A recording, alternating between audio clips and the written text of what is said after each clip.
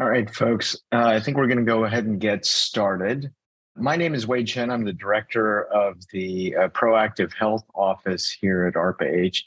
The goal for this session today is to get you guys introduced to the Proactive Health Office, which is a new office here at ARPA-H, the agency ARPA-H itself, and the new innovative solutions opening or open call for proposals that has just been recently announced. We want to give you a sense as to what our office is working on and what we're interested in terms of potential proposals coming from you all, the larger research community. So with that, what I would like to do is just to get you guys introduced to the agency as a whole. And to help us do that today, I'd like to introduce Dr. Renee Wegresen, who's our inaugural director at ARPA-H. She will be giving you a little bit of a sense as to what ARPA-H's mission is, how it works, how it's different from other agencies, and how you can engage with the agency as a whole. Renee comes to us from a history of both working in commercial industry, in the commercial biotech industry, where she was the vice president of business development at Ginkgo Bioworks. And I knew her from her days at DARPA, where she ran a rather large portfolio of programs in the biological technologies office. And she's also spent time in other parts of government, including IARPA. And so she is very familiar with the ARPA model of business. And so now I think she's going to tell you a little bit about the ARPA-H model of business, which is, of course, derived from the other ARPAs, but customized and tailored for the health outcomes mission. So with that, Renee, maybe I can hand it off to you. Sounds great, Wade. Congratulations to you as well for launching the Proactive Health Office, and really excited to have the invitation today to tell you a little bit about the ARPA model. So, have a love both for health, biotechnology, but also new ways of doing business with the government. So as you're thinking about proposing today and listening to the topics Wade is interested in, I hope at least you have one takeaway from all of this, is that there is a different way of doing business with the government. And so if we go to our next slide, our mission here at ARPA-H, our mission is to accelerate better health outcomes for everyone. I think what's really important about our mission statement is that we don't measure our progress in terms of number of publications, but we actually measure our progress based on changing people's lives and making sure that we're doing that for everyone and that nobody is left behind. This is a really unique remit for our agency.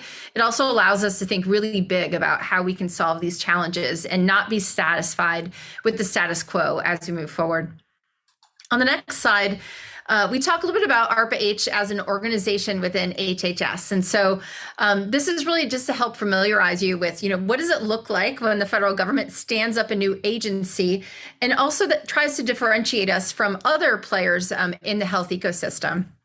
So ARPA-H is exclusively a funding agency. So unlike the National Institutes of Health, or NIH, that has some intramural labs and a very large campus, we're in an office building, and we really are those funders that look for those big ideas in health as we move forward. We are independent, a component of HHS. We can access a lot of NIH's capability, but I actually report directly to Secretary Becerra. We're the first agency that was stood up within NIH. So we have a separate appropriation, separate policies and separate members of the team. As I mentioned, there's not research labs, but we're also disease agnostic. So really important when you listen to Wade talk about the topics he's interested in, it's actually better if we can think of multiple indications, if we can think of different types of technologies, because our dollars are not earmarked for a specific type of disease or technology moving forward. You should also know, this is really important, is that we don't issue grants. So because ARPA-H, we move with a sense of urgency, we want to seat at the table with you. It will be contracts, cooperative agreements, and other transactions where we'll be there working together with you side by side, helping you solve some of those problems, but also staying abreast of the research. It's really important to us that we are delivering on those better health outcomes for everyone. And so you'll see us as part of those teams. It's also worth noting noting that we have a unique authority that was given to us by Congress where we can directly reimburse FDA. The whole ecosystem is excited for the innovation that might come from ARPA-H and trying to figure out ways to grease the skids to help get these capabilities and technologies into the real world as quickly as possible. And then last but not least, we're very pleased to continue our appropriations now this year for FY24, another $1.5 billion. So each of those dollars gives us a chance to have a shot on goal to really exercise this unique business model, using these authorities, contracts, taking those big bets. If you're thinking about the next iteration of your project, that's not for us. We're looking for phase shifts in the work that we do. And we do that through our program managers. So you'll hear a little bit about program managers today. Wade is going to leave the Proactive Health Office. Both he and I used to be program managers, but now in these leadership roles, we bring together these teams of program manager innovators who are the visionaries who come up with those programs that you've heard announced from ARPA-H, but they're also the ones that will be partnered with your big idea, like this Proactive Health ISO, and will be the shepherd and the champion for that effort moving forward. So we don't have the monopoly of great ideas that comes from you as well, and that's what we're hoping to solicit. And again, some of this urgency, I'll just make one last point on the what for the radical change. Our program managers are term limited. They have a base term of 3 years, renewable for up to another 3. So every 2 weeks that goes by, 1% of their time is up. They will pass that urgency on to you. We're really looking to make those shifts. We're not the first to do this. However, if you go to the next slide, this was a model that was really first pioneered by DARPA. What was President Eisenhower launched in response to Sputnik, realizing that we not only were not creating a satellite capability, but we didn't know that the Soviet Union was. And so in an attempt to both create and prevent technological surprise, DARPA was started almost 70 years ago. And those investments, many hundreds, if not thousands of investments the agency made led to breakthroughs like the internet. The picture you see in the middle here is the original 4 nodes on the back of a napkin, stealth technology, autonomous vehicles. And it was really DARPA that took some of the foundational work done by NIH to demonstrate that you could mRNA encode something like an antigen, but to bring it to scale, to manufacture, and to go first in humans. And so these are the types of things we would hope to catalyze. I don't know what these are going to be yet for ARPA-H, but you have to create a culture that allows for that innovation. And importantly, sometimes there will be failures. And that's actually one of our key indicators of success, is that we will fail sometimes, and that's okay. If we are successful, however, in the next slide, this should really accelerate and catalyze the entire health ecosystem. From our customers, that is one of the largest customer bases, the entire American public, if not the globe. Those are the patients, also healthcare providers and patient advocacy groups, all will be served through ARPA-H's mission. Our performers, many of you on the call today, these are academic performers, they're performers from industry, oftentimes teams therein to really bring the best solutions to bear. Our program managers will define very clearly problems that they want to solve, and the solutions will come from our performers. And then importantly, our stakeholders. So these are folks that maybe they're transition partners, or maybe they just need a seat at the table, like FDA, because we need regulatory oversight, or CMS, because we need to have a payment. They will all be here. We also know that we don't have the Department of Defense that DARPA had as a transition payer.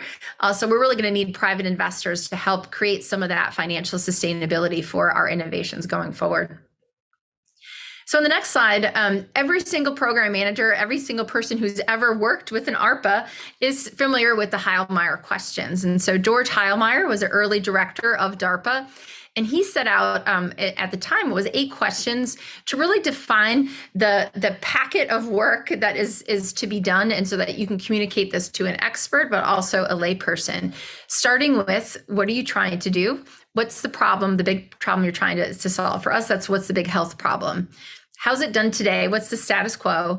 And then what's new in your approach? What is that new insight? Maybe it's a patent, maybe it's a key experiment, maybe it's a new company that's emerging that you really think this is the time for a game-changing shift. This is a really, really critical piece of the work from ARPA-H. And then who cares? If you succeed, is this going to impact one person? Is this going to impact an entire community? And what are the specific health outcomes that you're looking to change? From there, a little bit more tactical. What are the risks? And then how do you mitigate those risks? What will prevent this from coming out into the real world? Or maybe what the technology itself creates a new type of risk that you need to be aware of, and you need to be proactively mitigating that risk as well. How long will it take? How much will it cost?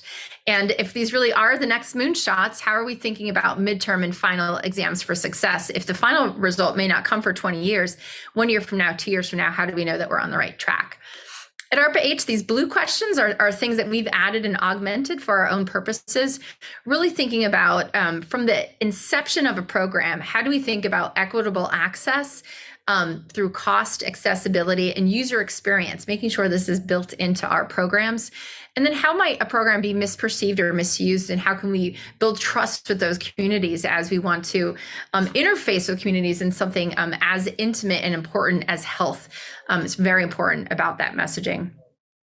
On the next slide, the way that our ideas comes bottoms up from the program managers, but from the top down, what we've set are these 5 mission office focus areas.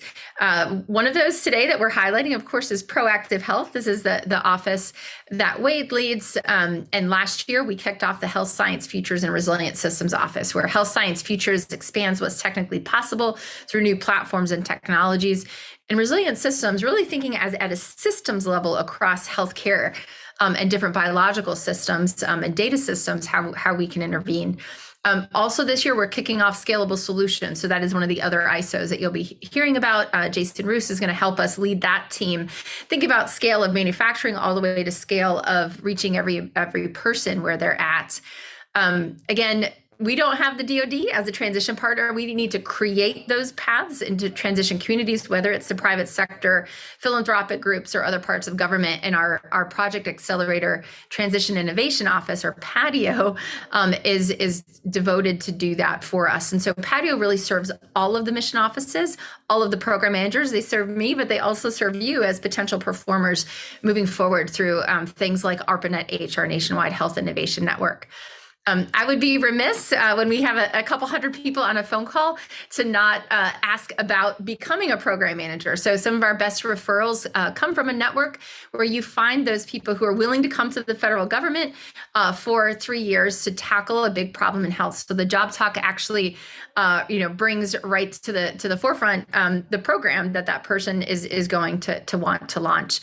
So again, that's one mechanism that we fund things, become that program manager, that champion. And then today you'll hear from Wade about the ISO that's coming specifically to solicit your ideas for funding at ARPA-H.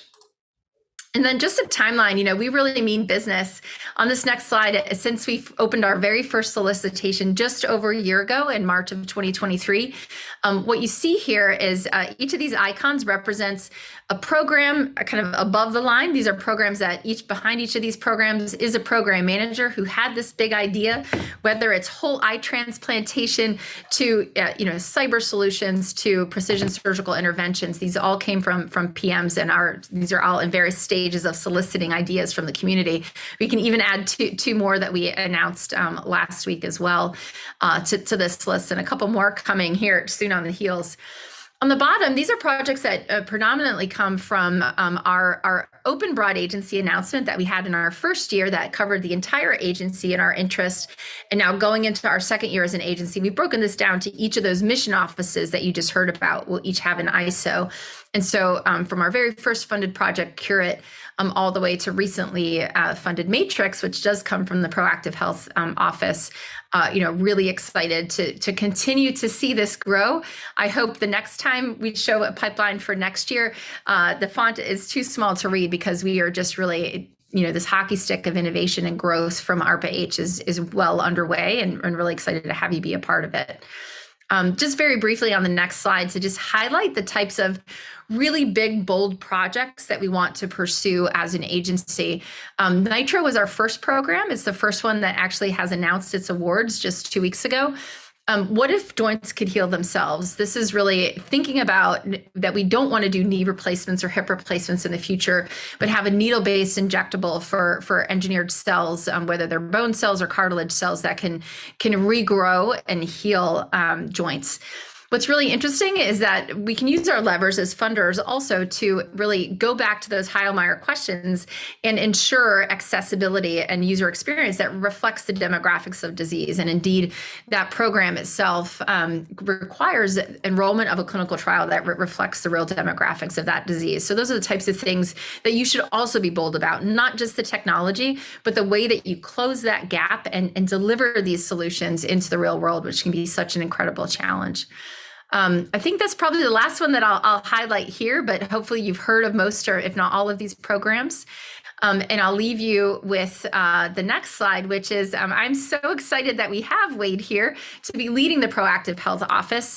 For those of you that live in the DC area or like to visit, please go check out the Renwick Gallery. This is just a piece of art there that we think about a lot and the progress that we make towards those better health outcomes for everyone. We want to create those health futures that we all want to live in going forward. And so really excited to see the ideas that will come from you. But with that, it's now the last part of my job today is to do the reciprocal introduction to Wade. Thank you for the introduction to me, Wade. But I couldn't be more excited to have Wade leading the Proactive Health Office. He's exactly the right person that you would want leading an office like this because he has extensive experience in academic R&D, in startups, and in public service. If you think about R&D in the whole world, those are the three levers: academia, industry, and government. And understanding how to use each of those levers to move forward and achieve really great feats is embodied in everything that Wade does. He served as a program manager, really taking a lot of bold leaps, overseeing a portfolio of AI, data science, and hardware for AI going forward. And then also took his knowledge base to be a co-founder of two different startups, one dedicated to bringing the ARPA model and innovation to life to attack societal problems. And so these are, really thinking big across this. This is something that you'll hear a lot from Wade. He was also a researcher and manager at MIT's Lincoln Labs, so knows about those FFRDCs and how to leverage that part of the ecosystem, which is a really unique, really gem of what we have here in the United States. And then last but not least, most recently, Wade led AI initiatives at the White House Office of Science and Technology Policy. And so, Wade, so thrilled to be here today. Thank you for inviting me and congrats on kicking off the Proactive Health Office. Thank you, Renee. Thanks for introducing the agency to everybody so that everybody could get a sense as to what kinds of things we as a larger organization do. So I want to give you guys who are on the call, I've had a chance to look through the participant list and I recognize many familiar names. So welcome everybody. I want to give you guys a sense as to what the Proactive Health Office is all about and what our mission is, what we're trying to accomplish, and how you can potentially help us do that through your participation in the ISO process and the projects that you bring to us. Next slide, please. So our objective is rather simple. Our goal is to prevent and delay or mitigate the adverse effects of disease and to improve mental and physical health outcomes for everybody. And to do that, we think that we have primarily three different levers: prevention, early prevention of disease, early diagnosis of that disease, and early treatment of disease that either delays or mitigates most of its symptoms. We think that there are going to be core innovations in each of these areas. And we also think that there are going to be cross-cutting innovations that are necessary in order for us to be able to improve how society adopts measures that do prevention, diagnosis, and delay and mitigation, and how society and health systems come together with individuals to improve access and the availability of these interventions to society. And so when we conceive of programs in the Proactive Health Office, we conceive of programs that are potentially cross-cutting in interesting ways, but also are core novel developments of particular therapeutics, next slide, that might just advance individual methods of potentially either preventing, diagnosing, or delaying and mitigating diseases. But we also think it's very important to combine these core innovations, next slide, with adoption that makes it possible for these innovations to reach the real world. And sometimes those innovations have the effect of specifically improving an individual's ability to adopt. And next slide. Sometimes those interventions have the ability to not just improve the ability to adopt, but affect core changes in terms of how we actually do those things and improve our access as a society to the kinds of capabilities that we want to deploy. So when we think about something like, for instance, the ability to screen for colon cancer based on blood samples, rather than having to collect stool samples and or conduct all sorts of invasive testing, well, that has all sorts of implications for an individual's willingness to engage in something that looks like colon cancer screening. And it has all sorts of implications in terms of our ability to deploy it across the country. And so sometimes a novel capability coupled with systems change and with changes to how individuals behave could potentially improve outcomes for everyone. So our programs in the Proactive Health Office are going to have the characteristic that they can be either individual elements of innovation within each of these kinds of cells, whether they're primarily targeted at prevention, diagnosis, or delay and mitigation, or they're targeted at particular accessibility issues, or they're some combination of all of these things. They're all possible. And if you can move to the next slide and the one after that, I'll just note that in addition to our core areas of work, which you have seen examples of in the written ISO, we also recognize that many of our programs will need infrastructure to help support the work that they do, both in the form of test and evaluation and data infrastructure, which we're happy to ask for in the form of proposals coming back from the community, and also accelerated capabilities that make these accelerated capacities that make these kinds of capabilities possible. So think, for instance, underlying capabilities to develop new and novel approaches like AI technologies, like machine learning technologies, causal discovery methods, and so on. Those are all potentially within scope for helping us to discover new ways in which we can do better prevention, diagnosis, and delay and mitigation. So I'll just note that all of this is within scope of the kind of work that we want to be able to do.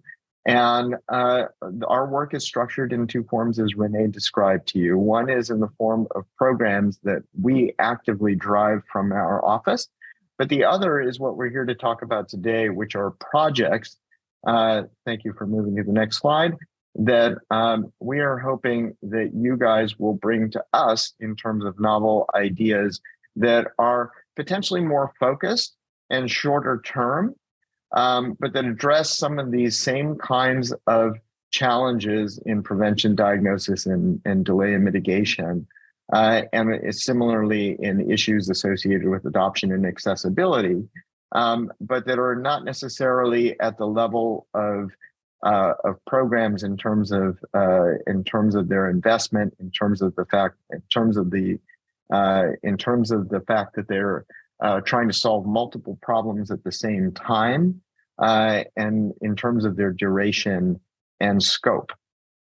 So what we hope is that all of you all will be able to come to us with novel concepts that fit within the right side of this chart, that address a few focused core challenges that we are interested in as described in the ISO, and that demonstrate to us potential solutions, but still may require additional R&D or engineering effort post facto, post your project, but have durations that are shorter in time scale, like 1 to 3 years, as opposed to the 3 to 5 years that we typically run programs at. We're expecting that most of your responses to our call for proposals will be single site, meaning that they will be one team with potentially subcontractors working towards one goal, as opposed to multiple teams with different efforts in a competing fashion, which is very common in DARPA and ARPA-like programs, if you have ever participated in those kinds of efforts. And again, the primary difference is the endpoint and scale. The endpoint of these projects for us should be early stage initial proof of concept, and not necessarily full end-to-end productization, which is out of scope for what the ARPAs tend to do. So with that, what I thought it would be useful to do, rather than to talk about these kinds of projects in the abstract, is to give you a couple of ideas as to what a good potential project might look like. And so if you can move to the next slide, what I'll do in the next 3 slides is just highlight 3 potential projects that are of interest, that are potentially of interest, but more importantly, they are structured in such a way to be bite size enough that they can be an ISO response, highlight a core problem that they try to solve, and highlight an opportunity that they try to exploit in order to do this. So one example of a project that is potentially of interest is something like a low-cost training program for lay mental health workers. Many of you know that if our goal in society is to prevent people from getting sick, and specifically prevent people from developing mental illnesses such as depression and anxiety, the fact is that we're not very good at being able to do that today, despite the fact that we actually can do that if we had enough people, i.e. labor, to be able to address some of those issues. In other words, we have very effective treatments, but those treatments don't reach most people. And largely the problem there is that we don't have enough mental health workers who are trained and capable of addressing all of the people that are potentially at risk for depression and anxiety. Now, one of the things that we know from very recent studies is that there are opportunities to make use of either peer support or lay health worker support in order to be able to care for people outside of the standard mental health construct of a very highly trained mental health worker. And we also know that there are mechanisms by which we can teach people who are potentially not trained in the classical way through automated and personalized means. And so this particular program concept, or project concept, I should say, involves taking a couple of these opportunities together to potentially help train lay health workers to be able to deliver mental health care to such a capacity that they could potentially create massive changes in mental health outcomes for Americans. Now, this is an example of a mental health program that tries to address some of the issues associated with accessibility and reach in society, and it does so using some unique innovations in both how we teach people and how we use non-expert capability to deploy treatment in a non-standard healthcare context. If you can move to the next slide. Another example that we've been thinking about are examples that could potentially change early diagnostics. So as we all learned from COVID, the ability to test at home was potentially very game-changing in terms of preventing the spread of infectious disease. Now, we still have an infectious disease problem despite COVID subsiding. It is still one of the leading causes of death in the country, and it still causes lots and lots of illness to, in fact, millions of people across the world. And despite that, most of the infectious diseases that we suffer from, we can't easily test for at home or very easily or very regularly. Instead, we have to do that in either a clinic or hospital setting. So what if we could change that? What if we could change that in the same way that we did for COVID, but for a wide range of potential diseases, including things like the flu and the cold? And what if that kind of testing could enable us to take prophylactic measures that prevented the spread of these diseases society-wide? Well, we could potentially save a lot of lives, and certainly we could save a lot of lost work days and productivity associated with this. And some of the opportunities for doing that are just the huge advances that we have seen in better assays and our ability to make those assays very cheaply available and deliverable across society. Next slide. The last example I'll go through, or the last set of examples I'll go through, are around our cross-program accelerants. I mentioned that we know that there are going to be a number of cross-program elements that don't directly fit into that grid I showed you in the first slide of our program matrix. But we also know that those projects that don't necessarily fit there are still of high interest to us as an office. And so some of these are because there are problems that are cross-cutting in terms of capabilities, right? So like one of the things that we know is that one of the issues with accessibility is that we have no ability to pay for long-term health outcomes associated with very short-term preventative interventions. And a lot of that is driven by our inability to monetize some of those interventions in such a way that our insurance system and our healthcare system can clearly justify payment. Well, there are new opportunities that are emerging in AI-driven forecasting and causal inference from observational data that could potentially change this, right? They could help us do attribution. If you think about what's going on currently, for instance, in the climate world, we've gotten better and better at doing attribution of events in catastrophic events in weather to long-term climate change. And a lot of that is driven by the same kinds of statistical models that have been improving over time. So, we could potentially see and could be potentially interested in ways in which we could actually start to denominate costs for some of these early interventions that result in long-term health outcomes as an example of something that is a cross-cutting capability that our office is potentially interested in. Similarly, we know that the development of therapies is a very expensive thing, and the development of diagnostics is a very expensive thing.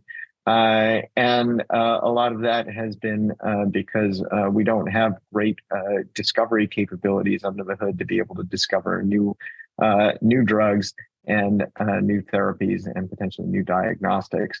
But there are core science opportunities at the emerging in our ability to be able to model chemicals and proteins in new ways that could lead to an ability to develop these therapies much faster. And so we're very interested in the kinds of capabilities that could eventually allow for that to happen. And so one potential example of a project that we might be interested in are models and capabilities that allow us to do things like ADME and tox for new drugs in automated ways or semi-automated ways based on modeling that does not require necessarily animal models or even in vitro models. That could greatly accelerate the process of drug development and or approvals. Now, finally, one of the unique challenges we expect in our office is the fact that we are going to be very interested in prevention strategies that could have a very long-term effect associated with them. And that presents a number of very interesting problems for us in terms of how we evaluate those capabilities. If there's a high latency between when we engage in some kind of intervention and when we can see some kind of effect, well, that means that trials can take a very long time to conduct. And so we're very interested in the ability to conduct those kinds of trials in efficient ways that allow us to reduce both the cost and the latency of discovering answers, evaluation answers to whether or not early stage prevention measures result in good real world outcomes. Or bad real world outcomes in the sense of being able to evaluate. We think that there are also, as part of that, part of that could be enabled by our ability to longitudinally measure outcomes and to develop novel biomarkers and novel surrogate measures that could be driven by the prevalence of large data repositories that I think a number of you have been working on gathering and using for modeling capabilities. So if we can move to the next slide, I'll just mention briefly before I hand this off that what I've just given you in the last couple of slides are some examples of things that we might be interested in. But the general principle is that we're interested in those core areas of being able to prevent, delay, diagnose and delay disease as early as possible. And we're very interested in our ability to not only develop core methods to do that, but to ensure that innovations that increase adoption by individuals and increase adoption systems by systems that deliver healthcare and health outcomes are improved. And so if you have ideas in any of those spaces, including cross-cutting ideas that can improve our programs, we are very interested in potentially hearing from you in the form of a proposal. And with that, what I will do next is hand this off to Caitlin, who can tell you a little bit more about how to actually propose and the mechanics of how to actually do that. All right, thank you, Wade. You can go ahead and go to the next slide, please.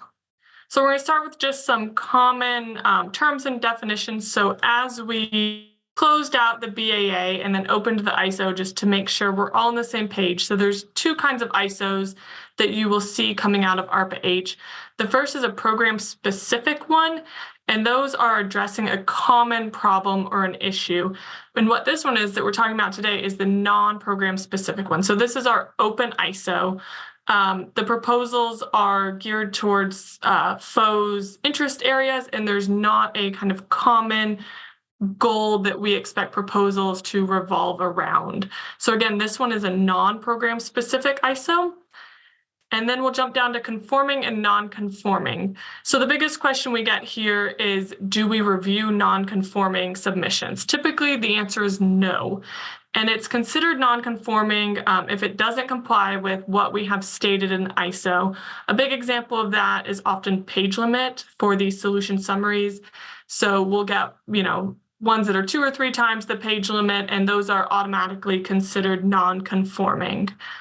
The review team here is just laid out. We get a lot of questions on this. This is who's reviewing, and it's different for each submission.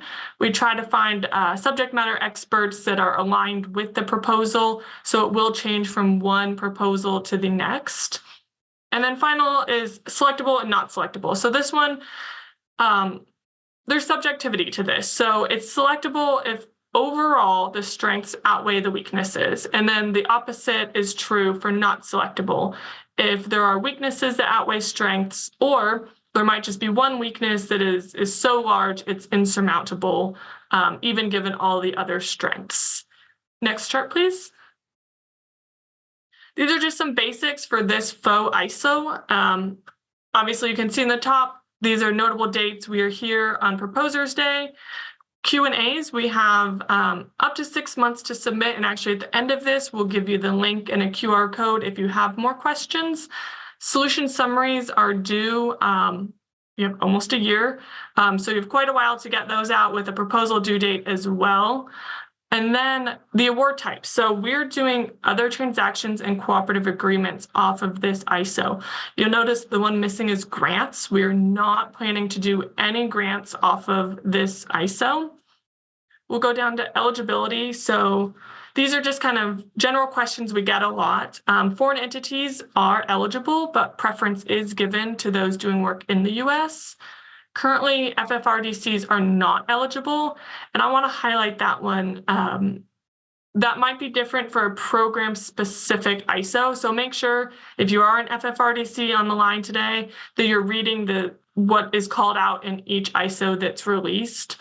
And then internal professional support contractors are not eligible. The foot stomp here is that what is posted on sam.gov will always be the final authority. So if something changes, we will update that and an amendment notice will go out. Next slide, please.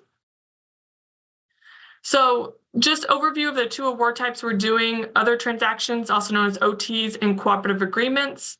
So OTs are designed to align government more with the commercial industry. They give us more flexibility. They can be quicker. We'll talk on that later. And we're not subjected to all of the acquisition laws and regulations that we would be with a typical contract.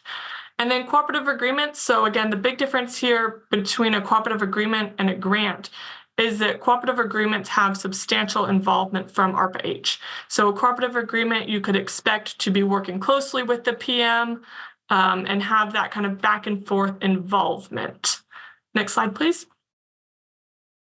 A little bit more on OTs. So we do have the authority to use these. They are binding in the same way that a contract would be. So both parties agree to the terms, both parties sign, there's consideration. So there's all the major elements there. And again, they reflect the more commercial practices. One of the big things that like the FAR did not allow us to do that OTs do is we have a lot more leeway in how we negotiate like IP, for instance, which is a big one. And any term that you see in the OT is negotiable. We do put out kind of a sample or a guide that's on the website just to give you a starting place, but they are collaborative. And that's really the big difference is it's back and forth. It's a true collaboration when we're in the negotiation phase to make sure that each side, has what they need to operate at the highest level. Next slide, please. A little bit more, so pros and cons. The pros, obviously, we don't have a lot of the regulations, and it can be a streamlined award process. However, with that said, we don't have the regulations, so while the process can be much quicker for those that are familiar with OTs, it can be, it's a new experience, I'll say, for those that have not negotiated in the OT world, because we're not relying on the FAR, we're not putting 900 clauses in. So, it is a back and forth, and we have to both figure out what is most important to each party and kind of come to an agreement on that. So while they can be significantly faster, the first one or two that you do may be on the slower side. Next slide, please. Cooperative agreements, again, advantages and disadvantages. A lot of academic institutions are very familiar with cooperative agreements and their systems might be set up for this. Again, that's a disadvantage as well. So if you're not set up for it, it can be a little bit laborious to get set up, but that's something that we can, definitely help with. But cooperative agreements, what we get at the end, again, you see it's not appropriate for acquiring prototypes. It's typically a report at the end. So it has that substantial involvement, but you're not going to be delivering a thing to us. It'll probably be a report. And they do not allow for profit or fee. And so if you go to the next slide, please. Oh, sorry. So I'll just wrap up cooperative agreements. So again, there's pros and cons to each. And a lot of it does depend on what you are proposing, what the end result of your proposal is. Okay, next slide. Thank you. This is just a little bit of the overview. So again, we're at Proposers Day. It's not mandatory. You don't have to be here to propose. If you're viewing this online later, we will post this. So don't worry if you weren't here live, that is not a requirement. Again, the ISO is the kind of official, has the last say, so make sure you check if we post any updates. For this ISO, the solution summary is mandatory. So that is a requirement before a proposal can be submitted, and you must use the template that we provide. Once we get to the proposals, they will be encouraged or discouraged from the solution summary. So we will either encourage you to submit a proposal or discourage you to submit a proposal. Either way, you have the ability to submit a proposal, and we'll request that within about 45 days from either your encourage or discourage notification. Then we'll move to evaluation and selection. I talked about the government team, and we will talk through the evaluation criteria in a moment, but then either if you're notified for selection or not, we will reach out to you and kind of go through that process. Next slide, please.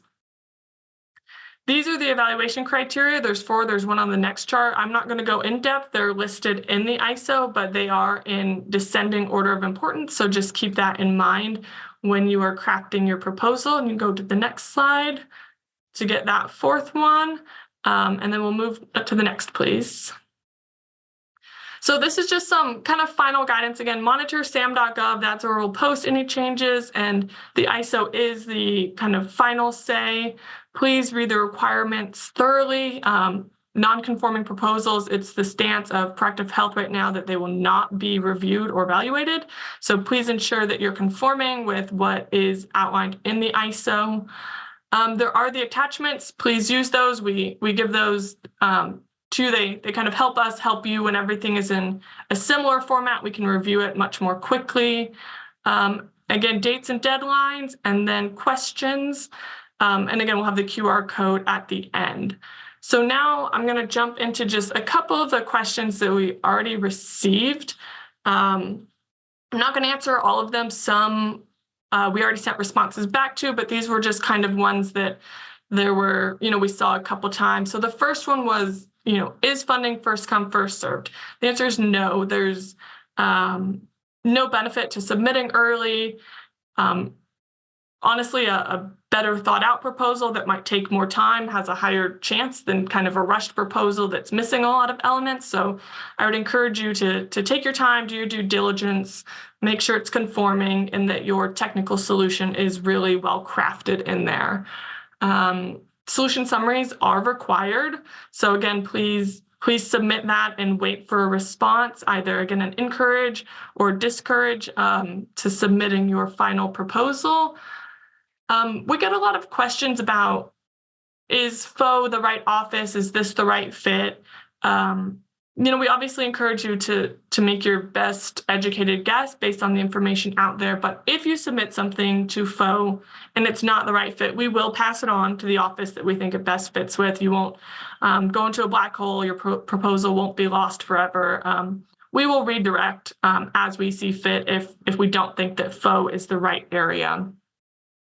And Caitlin, just sorry to interrupt you. Just to be clear, the submission process is rolling in the sense that that even though there's no benefit for necessarily being first come, first served in any sense along those lines, the review process and the evaluation process does not wait for the close date before things start going through approvals. Absolutely, yes. So, as one comes in, it will be reviewed, and if it's a solution summary, the encourage or discourage will be sent out. On basis, we do not plan to wait to the end to review all of them. That was a great point, Wade. Thank you.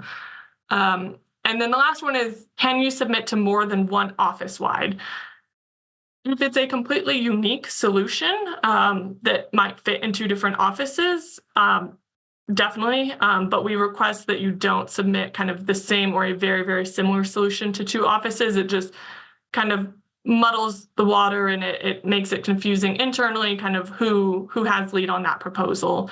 So again, if it's completely different, go ahead. If it's similar, please just allow us to filter it to where it might best fit. And then here, if you have a question that was not answered today, please scan the code, go to the website, and we will get answers out as quickly as we can. And with that, is back to you, Wade. All right, everyone. Thank you for your questions, and thank you, Caitlin, for walking through some of the process-related concerns that I think you all might have. There is, I think, Caitlin showed you in the last slide a QR code and a website that allows you to continue to ask questions and engage with us as you are in the process of developing your proposals. So feel free to do that, both in terms of either the technical scope of what you're proposing, but also in terms of how to do this. We're here to help you do that if you don't know how. And so feel free to ask those questions offline as they come up.